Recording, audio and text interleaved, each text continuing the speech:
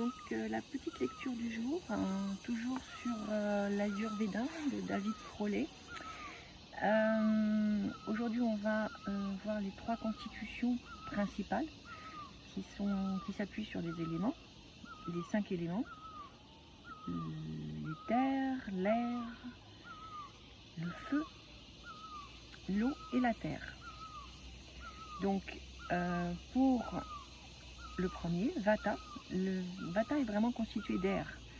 L'air, c'est tout ce qui est mobile. Le terme de Vata, ça veut dire ce qui souffle. Mais ce qui souffle est contenu dans un espace qu'on appelle l'éther. Donc l'élément secondaire pour Vata, c'est l'éther, l'espace.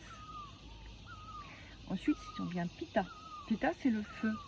Alors pareil, on peut pas, le terme de feu dans le corps n'est pas possible.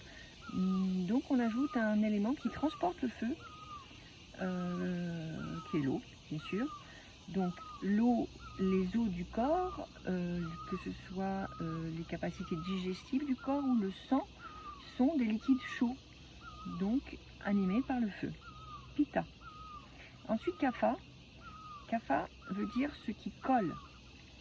Alors tout ce qui colle, c'est bien sûr en même temps le mucus qui colle à la peau, qui colle aux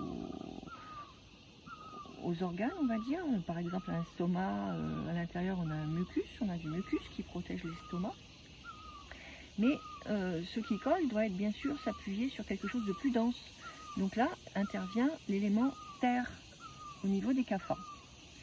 Voilà, j'espère que ça vous aura un petit peu éclairé sur la façon de fonctionner de Vata, l'air, Pitta, le feu, et Kapha, l'eau, la terre. Tout ce qui est aussi lubrifiant pour Kapha.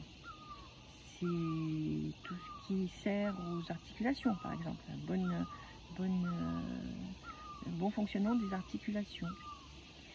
On verra un peu leurs caractéristiques psychologiques peut-être demain. À plus tard. Bonne journée.